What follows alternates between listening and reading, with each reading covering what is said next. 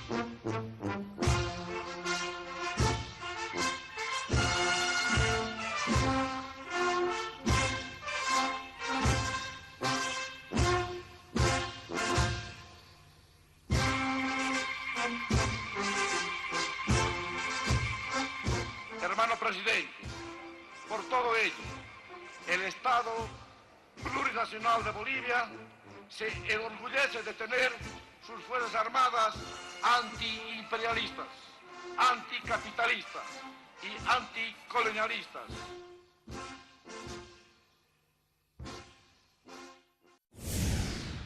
Un saludo distinto recibió el presidente Evo Morales esta mañana en la parada militar, donde la tropa sustituyó el grito "Señor Presidente" por "Hermano Presidente". A las Fuerzas Armadas del Estado Plurinacional, buenos días. Buenos días, señor presidente. Soldados en su día, patria o muerte. Vencemos. Subordinación y constancia. Tomando comandante. El acto contó con la participación de autoridades de Estado, presidentes del Legislativo, ministros, autoridades departamentales e institucionales, además de representantes diplomáticos de varios países. Como parte del programa, las Fuerzas Armadas procedió con la condecoración a autoridades de Estado y algunos invitados.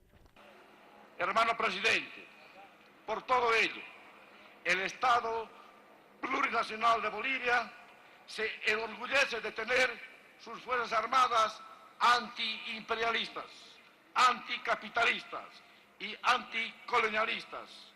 Asimismo, el comandante destacó el momento histórico que viven las Fuerzas Armadas por la descolonización y modernización que la convirtieron en una institución inclusiva y comprometida con su pueblo en la lucha contra el narcotráfico, contrabando, ayuda en tareas de rescate en desastres naturales y pago de bonos. Esta tarea de buscar cierta igualdad entre bolivianos y bolivianas es una obligación de quienes somos autoridades para poder cómo mejorar la situación salarial. Al momento de hacer uso de la palabra, el primer mandatario de los bolivianos destacó el trabajo de las Fuerzas Armadas y reiteró una vez más la importancia de la disciplina al interior de la institución castrense. Seguidamente, adelantó la aprobación de una nueva ley que destinará fondos a esta institución. Hemos decidido que desde el próximo año, mediante una ley especial, se creará un fondo para la defensa, con recursos que provengan de IDH, para la construcción de infraestructura cuartelaria y de viviendas funcionales en las fronteras del país y el potenciamiento logístico y operativo de nuestras Fuerzas Armadas, para que cumpla más eficazmente el rol constitucional desde las fronteras. Hemos sentado soberanía política, económica, social y cultural. Yo entiendo el enclaustramiento a Bolivia es como el bloqueo económico a Cuba de parte de Estados Unidos. Tenemos todos los argumentos y elementos para demostrar que se repare un derecho a los bolivianos y a las bolivianas. Bolivia es un Estado pacifista, y ha acudido a la Corte Internacional de Justicia de La Haya para demandar el derecho de nuestro país a tener un acceso libre y soberano al Océano Pacífico. La reintegración marítima es un derecho del pueblo boliviano. Por ello, una de las labores de las Fuerzas Armadas es fortalecer la conciencia marítima de los bolivianos.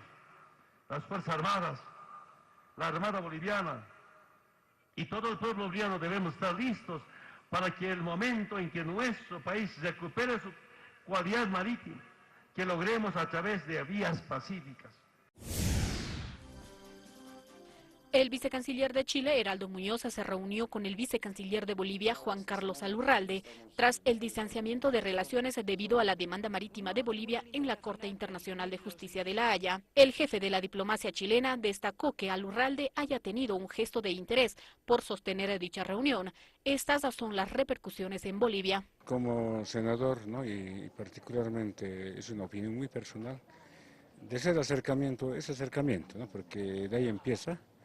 Y veremos cómo va, porque hay que nomás esperar, ¿no? Todo lo que está viniendo, ¿no? Posteriormente. Entonces hay que tener un poco de, se podría decir que hay que tener un poco de paciencia. Me parece a mí un paso positivo que nuevamente estemos conversando con Chile a pesar del planteamiento que se le ha hecho en La Haya. Eso tiene que continuar, igual lo que han hecho Chile y Perú. Han ido a La Haya, pero mantenían contactos y es más, avanzaban en otras áreas y eso deberíamos hacer nosotros. El vicecanciller boliviano explicó que con este encuentro Bolivia pretende fortalecer y profundizar las relaciones con Chile y lograr una integración que va más allá de la voluntad de los gobiernos, tras que Bolivia presentó una demanda en 2013 ante la Corte de La Haya por un diálogo para una salida soberana al mar. Sí, yo quisiera pues que está bien que estaba allá, que como estaba en Chile, que estaban conversando, entonces yo le apoyo. Yo creo que este paso no creo, estamos siempre destazados, ¿no? No podría decir su opinión más, ¿no? Claro que nuestro deseo es lo mejor, ¿no? Que haya el acercamiento, pero a este paso que vamos creo que no va a haber nada. Yo lo veo una cosa que no va a dar curso.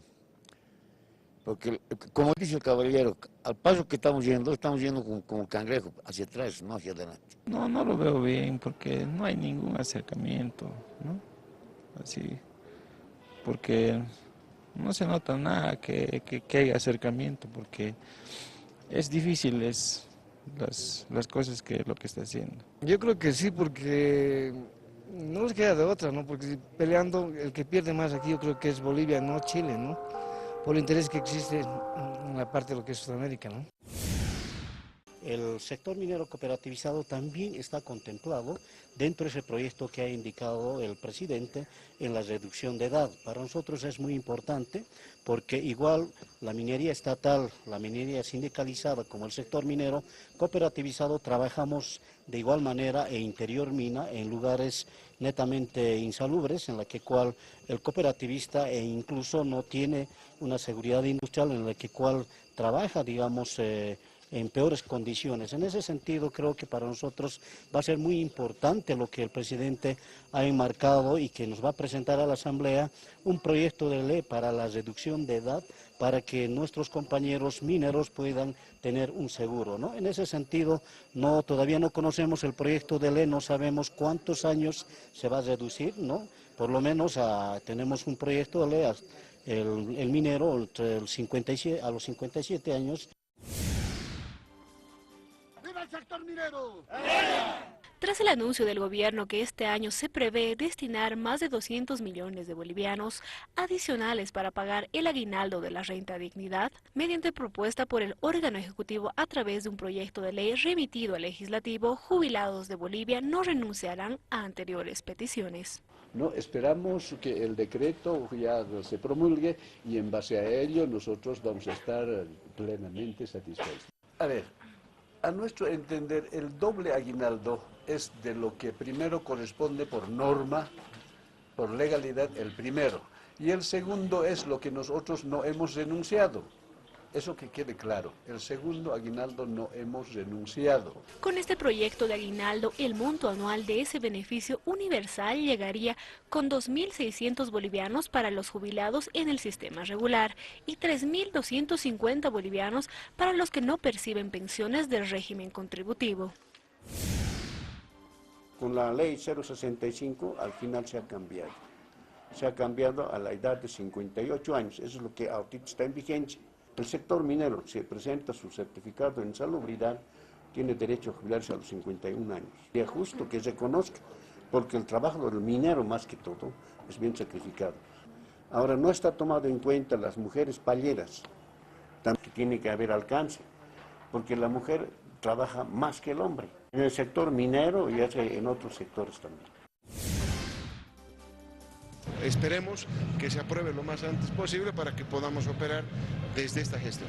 En el mes de diciembre, los beneficiarios de la renta dignidad van a recibir, digamos, 2 rentas dignidades de 200 o 250, dependiendo si son rentistas o no rentistas. Se ha hecho los cálculos correspondientes y no es mayor carga. Se ha visto que los ingresos que hemos tenido por el IDH, que es lo que financia básicamente la renta dignidad, más las utilidades de las empresas capitalizadas de esa época, que es otra fuente de financiamiento de la renta dignidad, han sido muy importantes, que nos permite el juego de cintura para poder pagar adicionalmente este aguinaldo.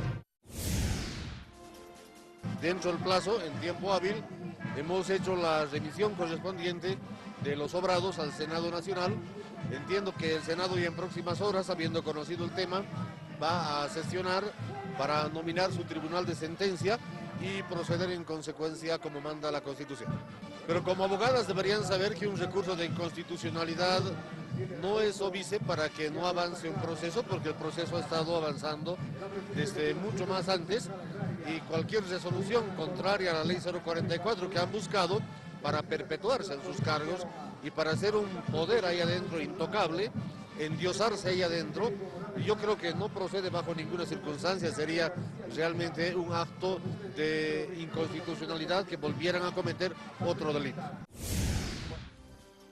Nos estamos constituyendo en parte querellante de la Comisión de Diputados, de la Comisión de Justicia, que fue quien viabilizó y recomendó que al Pleno de Senadores que se votara para dar luz verde a este juicio. Y esta querella la vamos a enviar con copia al Defensor del Pueblo, a la CID, a la Comisión Interamericana de Derechos Humanos, y a Racicop en Bolivia, alto comisionado, advirtiendo de que no estamos de acuerdo que se instaure este juicio que es político. Para nosotros es inédito, como le digo, tener que hacer el papel de jueces, porque generalmente esto le corresponde a gente que ha estudiado para juez, para ser magistrado. En el caso nuestro, de acuerdo a la ley 044, juzgamos a estas altas autoridades, o en el caso de la ley dice al presidente y vicepresidente. Entonces, son decisiones de orden, digamos, de definiciones políticas que nosotros asumimos, pero entiéndase bien, no son políticas de un partido, sino son decisiones políticas que tienen que ver con toda la estructura del órgano judicial, legislativo, ejecutivo.